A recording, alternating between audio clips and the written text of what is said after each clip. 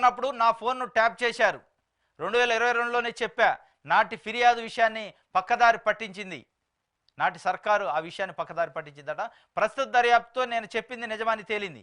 మాజీ గవర్నర్ తమిళసై సౌందరరాజన్ కీలక వ్యాఖ్యలు. గవర్నర్గా ఉన్నప్పుడు నా ఫోన్ కూడా ట్యాప్ చేశారు 2022లో అని చెప్పినాను. కానీ నాటి సర్కారు దాన్ని తప్పుదోవ పట్టించింది. ఆ విషయాన్ని ప్రస్తుతం దర్యాప్తుతో నేను చెప్పింది నిజమని తేలిందని మాజీ గవర్నర్ తమిళసై సౌందరరాజన్ కీలక వ్యాఖ్యలు చేశారు. మరి ఆమె ఆల్రెడీ రాజీనామా చేసి వెళ్ళిపోయారు. బీజేపీ పార్టీ అభ్యర్థిగా తమిళనాడులో పోటీ చేస్తున్న ఎంపీగా ఈరోజు దానికి సంబంధించి రేపు ఎన్నికలు ఉన్నాయి.